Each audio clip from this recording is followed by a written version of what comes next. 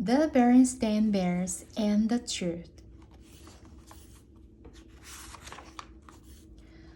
It was a lazy sort of day in Bear Country. The air was so still that the leaves on the big treehouse where the Bear family lived were hardly rustling, except in the beehive, where the bees were always busy. Nothing much seemed to be happening. It was the sort of day that sometimes leads to mischief. Inside the treehouse, brother and sister bear were sitting around, not doing anything in particular. Brother was holding his soccer ball. He'd become interested in soccer and had been outside practicing free kicks. Sister was relaxing in an easy chair, thinking about what to do next.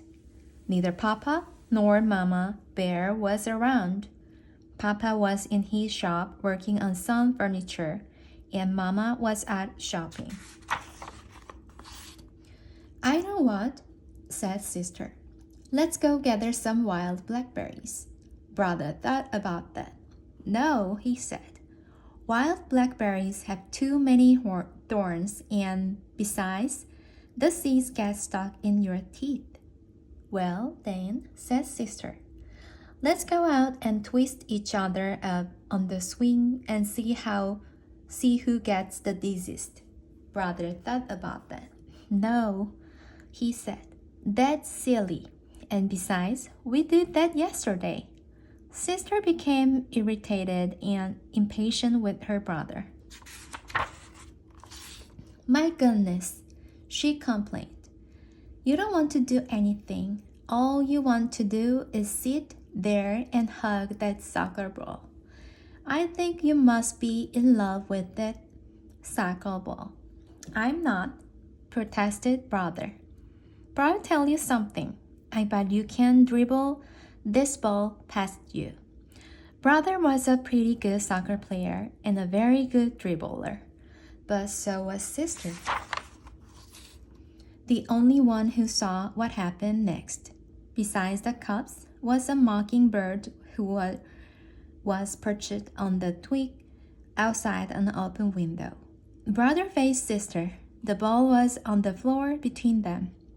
First, Brother moved the ball with his right foot, then with his left, trying to trick Sister out of position. Then, quick as a flash, he gave the ball a sharp kick with his right. It almost worked, but Sister was fast too. She reached out with her knee and blocked the ball, which bounced against a bookshelf, against a chair, against a footstool, and into Mama's most favorite lamp, which fell to the floor with a crash. The mockingbird let out a screech and got out of there as fast as its wings could carry it. As it flew away, it saw Mama Bear returning from the marketplace. Now the Bear family had some house rules, just as any family has. One was no honey eating in bed. Another was no tracking mud on the clean floors. And another was no ball playing in the house. What to do? Brother looked at Sister. Sister looked at brother. They both looked at the broken lamp, and they both listened in horror as Mama came up the front steps and into the house. All brother had time to do before Mama came into the room was roll the ball behind Papa's chair. "My lamp," said Mama. "My best lamp. What happened?" she asked, looking into her cub's eyes. "Tell me about it." The cubs looked into Mama's eyes, then at each other, and then they began to tell one of the biggest whoppers what has ever been told in Bear Country. "It was a bird," began brother. "Yes," added Sister. "A big purple bird with yellow feet and green wing tips, added brother.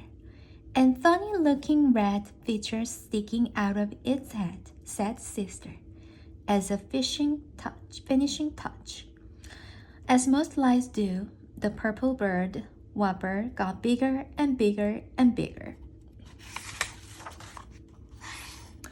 Yes, continued the cubs, and it flew at that window, zoomed around the room, and knocked over the lamp. As Mama Bear was looking at the broken lamp with a sad expression on her face, Papa Bear came in from his shop. The cubs began to tell him the story of the big bird that flew in the window and broke the lamp. It was harder to tell the second time. For one thing, they couldn't quite remember how they had told it the first time. You've got me confused, said Papa.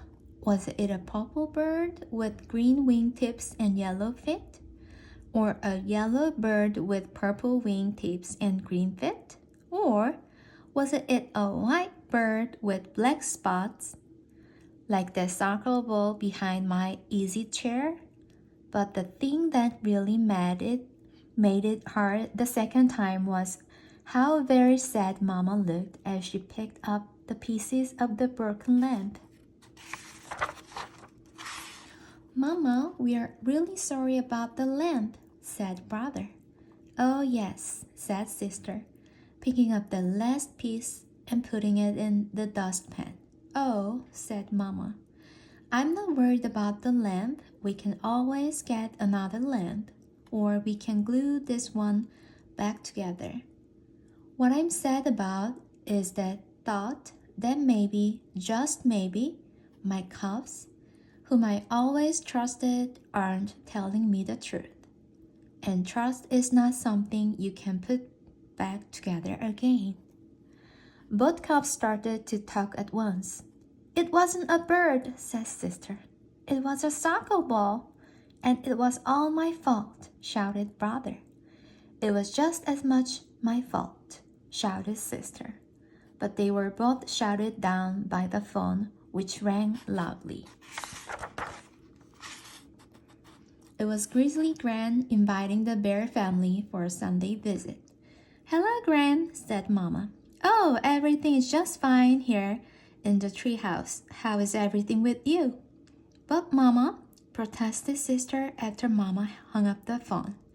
You told Gran that everything is fine here, and that isn't really the truth. Oh, but it is, answered Mama. We've got two fine cubs who had just learned a very important lesson about telling the truth. And what could be finer than that? Now let's help Papa glue the lamp back together. Nobody really expects cubs to be perfect, and from time to time, Brother and Sister Bear did forget the rules.